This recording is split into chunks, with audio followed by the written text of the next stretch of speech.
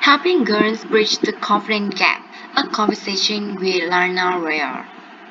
Since 2014, thousands of student groups across the globe have been developing and sharing their ideas using our free TED Student Talk resources.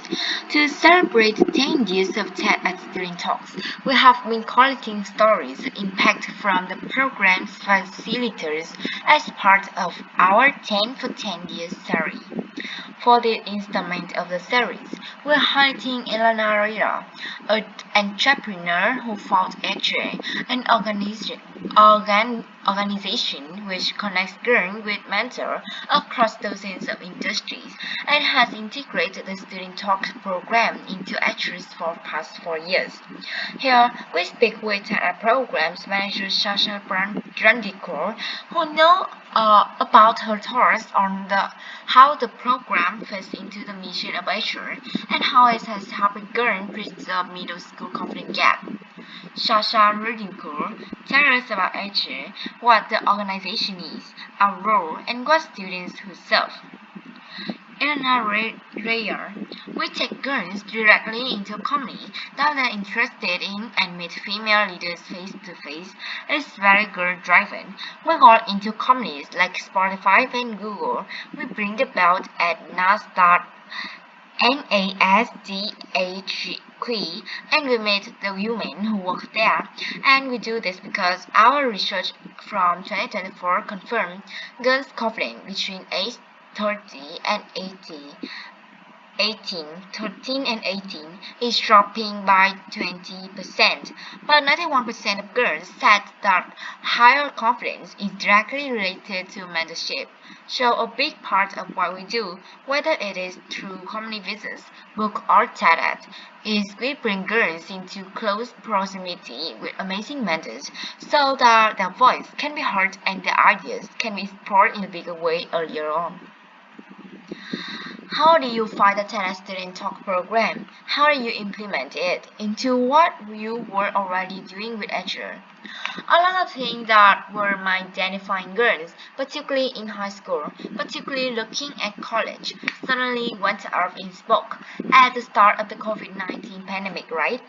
There's no varsity soccer seasons, there's no school newspaper, there's no spring musical. From middle school all the way through high school, girls were losing the thing that was exciting them at school, and they were looking for ways to define themselves. I knew about that and I reached out and I said, look, I'm not one school, but I work with a ton of schools. I asked if it would be possible for me to get a silence so that girls could continue to explore things that they were closer to outside of school and we can work on the mentorship side. And Tara said yes. Connection and community were key for girls at the beginning of the pandemic, and TED unlocked the world.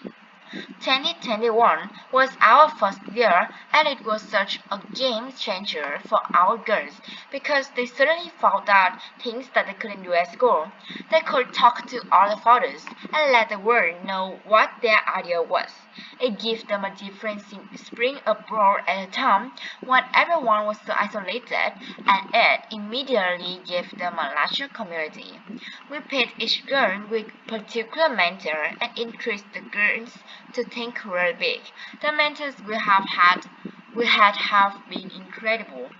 We have 10 years old from Canada write about protecting the environment and 4 women from the Jean Global insisted gave her suggestion, course, and talk to her about what her promise was.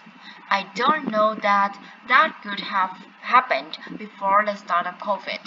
They give the girls a little extra confidence to be able to get help and share their own idea because they found it off someone who's already a expert. If you would pick a standout moment from the time leading the group, what would you highlight? I'm going to give you 2. First, from the mentorship side, something that's really thrills me is how the girls who have been through the program are now mentoring each other. We have got 3 girls or under 16 mentoring each other within the Student Talk program. That's completely surprised me. Second, from a facilitator point of view, watching girls from the rehearsal day to the performing days come into their own, a lot of these girls have never been brave enough to try out for choir or debate team or anything else that involves getting on stage.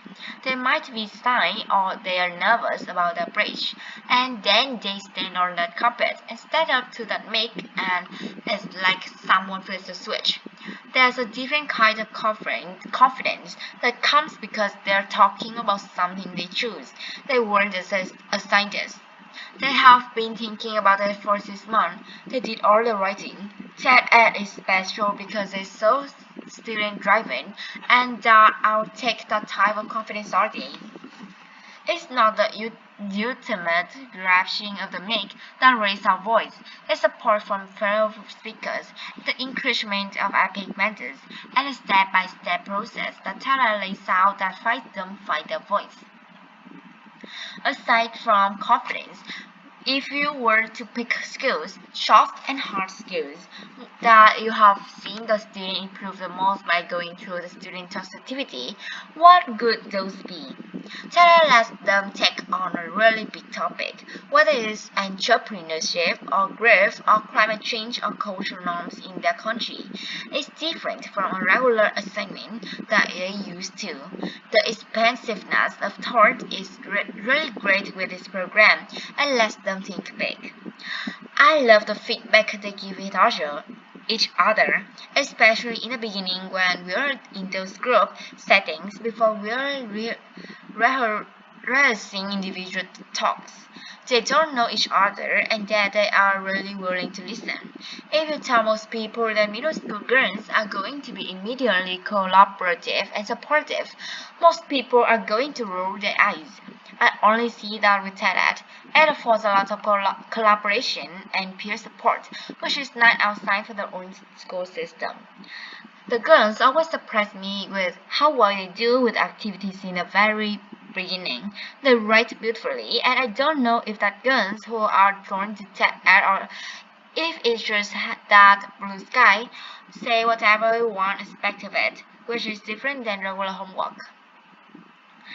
Think about somebody who wants to start this in their school. What will you tell them?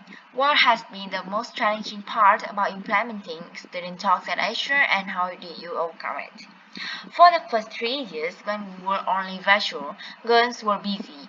Making sure we could get everyone was hard, and so one thing I did every month was offering at least 3 meeting choice for each time zone. You can jump into any one of the meetings, and they knew that they had to be in a meeting every month.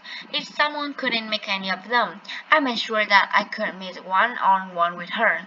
If you are facilitating the program for a lot of different schools and trying to accommodate everyone's schedules, offer way more options than you think you would need. Another challenge that I was worried they were going to be really intimidated being on stage. We had a rehearsal day, and one thing we did was we put a bunch of red bean bags in one corner of the stage and divide the girls into groups of 5. So when they first got to the stage, they were with a group. They all got on the stage together, and then one by one they get called to the mic. Adding that little intermediate step, getting to the stage, I thought was helpful because it's maybe the first time a girl has ever been on a big stage, and it's a big theater, and there are lights, and it's intimidating. I would tell someone who's starting it. If you see that nervousness at all, having them go up on stage in turns, then unless they're sitting among their peers and they're getting a few minutes on stage to look out at the audience before they are up at the mic and they get more comfortable. The middle school confidence gap I have witnessed that I bridge that gap again and again. You have been doing this for 4 years. What tips or words of wisdom would you share with someone considering student talks for their student? I would say first of all, do it. It's going to seem like a dream thing. It's going to seem like there are so many requirements and it's overwhelmed. Do it. Anytime I had a question and I emailed anybody after that, I got the information that was really great.